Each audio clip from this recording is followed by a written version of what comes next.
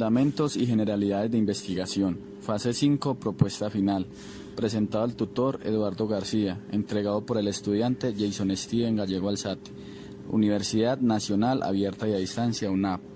¿Por qué la deserción estudiantil en la educación superior es una problemática que se debería abordar? La deserción en la educación superior es un tema cada vez más preocupante, ya que conlleva problemas de suma importancia en el Sistema Nacional de Educación, involucrando ciertos factores claves para el desarrollo de un país.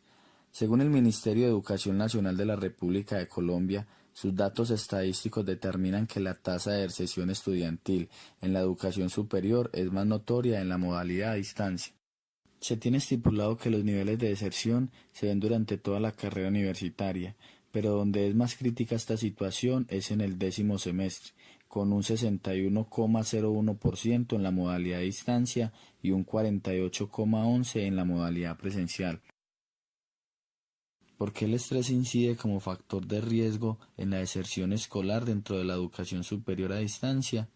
Si relacionamos los datos antes suministrados por el Ministerio de Educación, vemos que uno de los factores que se deben abordar en la deserción estudiantil en la modalidad a distancia es el estrés.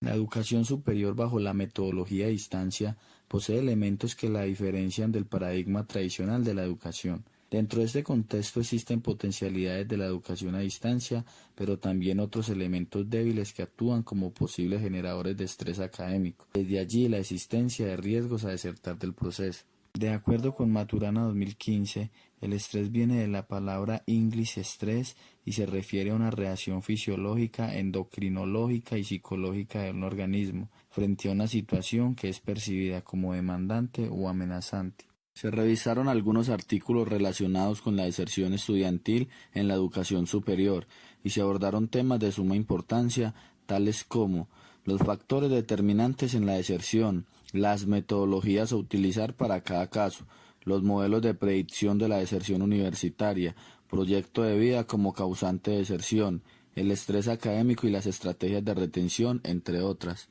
Para llegar a las conclusiones, los autores realizaron estudios en universidades colombianas y mexicanas, con estudiantes y docentes tanto de educación superior con modalidad a distancia y educación superior en modalidad presencial. Se realizaron estudios de casos, se realizaron encuestas de su proyecto de vida y de los principales